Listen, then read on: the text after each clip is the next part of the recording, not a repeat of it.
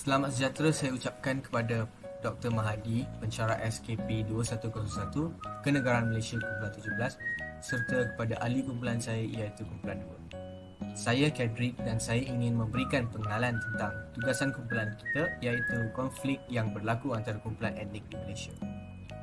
Di Malaysia, konflik etnik melibatkan pelbagai kumpulan, terutamanya Melayu, Cina dan India. Perbezaan budaya, agama dan sejarah mencipta ketegangan antara mereka. Peristiwa 13 Mei 1969 dengan pertumpahan darah antara Melayu dan Cina mencetuskan perubahan politik dan perubahan dasar ekonomi baru DEB untuk menangani isu ekonomi. Meskipun usaha memperkukuhkan perpaduan nasional, isu hak istimewa orang Melayu dan kesenjangan ekonomi masih menimbulkan ketegangan, pemimpin Malaysia berusaha menjaga kestabilan dan perpaduan dalam masyarakat pelbagai kaum.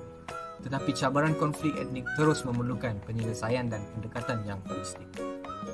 Sejarah kemajukan masyarakat dan hubungan kaum di Malaysia telah pun bermula sejak zaman Kesultanan Melayu Melaka lagi.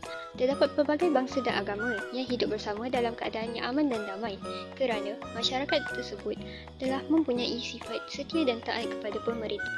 Kesultanan Melayu Melaka juga telah menjalinkan hubungan diplomatik dan perdagangan dengan kerajaan dalam dan luar alam Melayu seperti kerajaan Cina. Melalui naungan dan perlindungan yang telah diberikan oleh kerajaan Cina, kestabilan dan keselamatan kerajaan turut terjamin. Selepas penjajahan kuasa British ke atas tanah Melayu, pembentukan masyarakat majmuk semakin meluas pada sekitar pertengahan abad ke-19. Disebabkan perkembangan perusahaan biji timah dan getah di tanah Melayu pada ketika itu, pihak Inggeris telah memberikan kebenaran kepada buruh asing terutamanya dari negara China dan India untuk masuk ke tanah Melayu secara beramai-ramai. Melalui usaha ini, British sekaligus dapat membantu imigran menangani masalah kesempitan hidup di negara asal masing-masing. Pendudukan Jepun di tanah Melayu merupakan faktor utama berlakunya konflik antara kaum di negara kita sehingga berlakunya pergaduhan di antara orang Melayu dan Cina. Berikutan juga dengan tragedi yang telah berlaku pada 13 Mei 1969, peristiwa ini telah menunjukkan betapa lemahnya persefahaman dan permufakatan antara kaum di Malaysia. Konflik antara hubungan etnik di Malaysia masih berlaku pada masa kini tetapi berada pada tahap yang minima dan terkawal.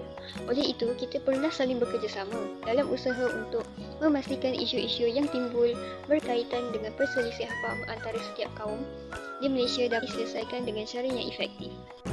Politik berteraskan kumpulan etnik di Malaysia telah menjadi isu yang agak sensitif dan kompleks sejak negara ini mencapai kemerdekaan pada tahun 1957. Walaupun banyak perubahan dan perkembangan yang berlaku dalam masyarakat Malaysia, persoalan relevansi politik berteraskan kaum masih menjadi tanda tanya. Politik berteraskan kaum melampaui batas boleh membawa impak yang negatif kepada negara kita. Politik yang terlalu menekankan perbezaan dan menonjolkan kepentingan kaum tertentu boleh mengancam perpaduan dan menyebabkan ketidakharmonian dalam masyarakat. Isu perkauman boleh berlaku dalam beberapa situasi seperti percakapan, tindakan provokasi, perbezaan keturunan, penghinaan, ejekan dan diskriminasi terhadap perbezaan warna kulit. Adalah penting untuk diingatkan bahawa semua kaum harus setia kepada perlembagaan dan patuh kepada rukun negara. Politik yang tanpa batas boleh meruntuhkan kesejahteraan negara.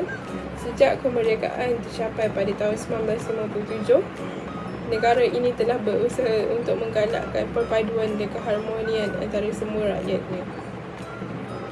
Perlembagaan dan rukun negara adalah dua landasan utama yang memperkukuhkan integrasi dan perpaduan di Malaysia.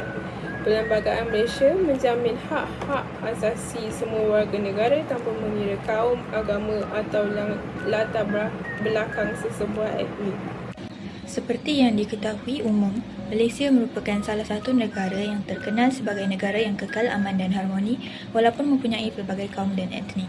Namun demikian, untuk mencapai keharmonian yang dapat kita nikmati pada hari ini, pelbagai cabaran dan konflik telah dilalui oleh pemimpin dan rakyat Malaysia yang terdahulu. Antara konflik yang telah menimbulkan rasa tidak puas hati dalam kalangan etnik ialah dasar ekonomi British telah membahagikan bidang ekonomi di tanah Melayu. British telah membawa masuk buruh asing dari China dan India untuk memaksimumkan hasil dapatan dari tanah Melayu. Kaum Melayu ditempatkan di luar bandar sebagai petani, kaum Cina ditempatkan di bandar sebagai pelumbung dan kaum India ditempatkan di estet sebagai penuri getah. Hal ini telah mewujudkan jurang pendapatan antara kaum sekaligus menimbulkan ketidakpuashati dalam kalangan rakyat berbilang etnik. Pada tahun 1971, kerajaan telah memperkenalkan dasar ekonomi baharu. Dasar ini memberikan hak istimewa kepada kaum Melayu dan Bumiputera untuk mengatasi keseimbangan ekonomi, pendidikan dan sosial pada masa itu. Namun hal ini telah menimbulkan kontroversi dalam kalangan etnik kerana kaum Cina dan India merasa dipinggirkan. Persaingan dalam merebut peluang pekerjaan seperti yang dapat kita lihat sekarang, kebanyakan pegawai kerajaan diambil dalam kalangan kaum Bumiputera. Perkara ini telah menimbulkan rasa tidak puas hati dalam kalangan bukan Bumiputera kerana mereka menganggap kerajaan tidak berlaku adil dalam memberikan peluang kepada rakyat Malaysia untuk mendapat pekerjaan. Mereka juga mempersoalkan jika prinsip meritokrasi diabaikan dan hanya mengutamakan etnik tertentu. Tindakan yang sewajarnya perlu dilaksanakan bagi mengelakkan sebarang konflik yang akan mengganggu keharmonian negara ialah mengetengahkan polisi yang memberi hak sama rata kepada etnik di Malaysia, khususnya dalam sektor pendidikan, pekerjaan dan perniagaan.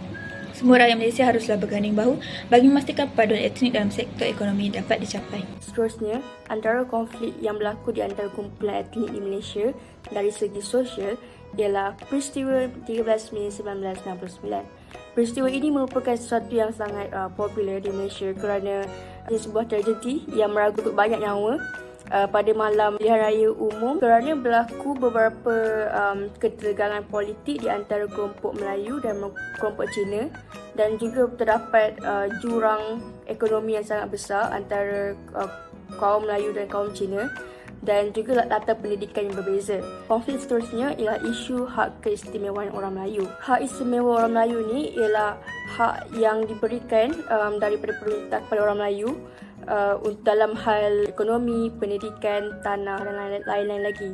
Jadi disebabkan hak istimewa orang Melayu ni, kaum Cina dan kaum India berasa tidak puas hati kerana mereka melihatkan perkara ini sebagai ketidakadilan dan seterusnya mewujudkan jurang sosial antara kaum-kaum tersebut. Jadi perkara ini haruslah dititik beratkan lagi oleh kerajaan dan juga rakyat Malaysia supaya perpaduan dapat dicapai dan keharmonian dapat dijamin di Malaysia. Agama mempengaruhi konflik dan perpaduan antara kumpulan etnik di Malaysia.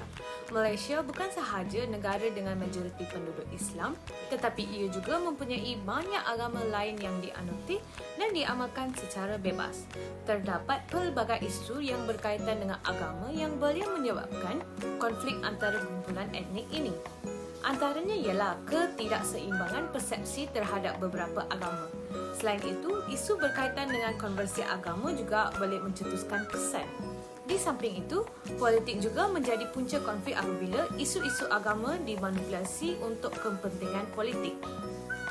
Kesimpulannya, masyarakat perlulah menyokong kerajaan dalam menguatkuasakan kedaulatan undang-undang dan menggalakkan perpaduan negara dengan mengambilkan tindakan segera terhadap kenyataan yang menimbulkan sensitiviti agama. Kita hendaklah memupuk perpaduan dan mengatasi perbezaan agama dalam semangat harmoni dan toleransi. Budaya ialah satu aspek penting dalam kehidupan manusia yang mana bahagian itu perlu dipelajari oleh manusia sebagai kepunyaan mereka kepada kumpulan tertentu yang sama dan bahagian tingkah laku yang dipelajari itu perlu dikongsi bersama. Negara Malaysia mempunyai pelbagai jenis kumpulan etnik. Hal ini menyebabkan Malaysia mempunyai pelbagai budaya dan bahasa. Satu konflik budaya yang dikenali sebagai kontroversi Pecknet pada tahun 2009. Kontroversi ini melibatkan orang Indonesia dan bermula apabila orang Indonesia mendakwa tari Pecknet digunakan dalam kempen iklan rasmi Malaysia dan menyebabkan protes rasmi. Tarian ini berasal dari Bali, Indonesia. Ia hanya digunakan dalam iklan Discovery Channel dan bukan di dalam iklan yang ditaja oleh kerajaan Malaysia. Seterusnya, pemerintah Malaysia menyatakan bahawa mereka tidak akan bertanggungjawab untuk iklan tersebut. Kemudian, pihak Discovery TV mengirimkan surat permintaan maaf kepada kedua-dua negara yang menyatakan bahawa mereka lah yang patut bertanggungjawab atas periklanan tersebut. Tindakan perlulah dilakukan dengan alternatif yang betul dan berkesan. Seterusnya, memastikan alternatif tersebut tidak berlakunya perselisihan faham atau pergaduhan antara satu sama lain. Tindakan yang sewajarnya untuk mengelakkan kontroversi seperti ini berlaku ialah kerajaan Malaysia boleh mengadakan kempen kebudayaan setiap tahun. Perkara ini dapat memupuk semangat perpaduan dalam kalangan masyarakat dan generasi juga dapat mempelajari sejarah tradisi pelbagai kumpulan etnik. Berdasarkan tugasan kumpulan kami iaitu konflik yang berlaku antara kumpulan etnik di Malaysia, terdapat 5 subtopik yang boleh dibincangkan iaitu konflik dari segi politik, ekonomi, sosial, agama dan budaya. Konflik etnik di Malaysia melibatkan persaingan untuk pengagihan kuasa dan perwakilan politik, kurangnya representasi yang adil antara kumpulan etnik, mencipta ketegangan politik dengan isu-isu hak asasi dan perwakilan dalam kerajaan menjadi punca ketidakpuasan. Penyelesaian konflik memerlukan usaha untuk mencapai kesetaraan dan keadilan politik bagi semua kumpulan etnik di Malaysia.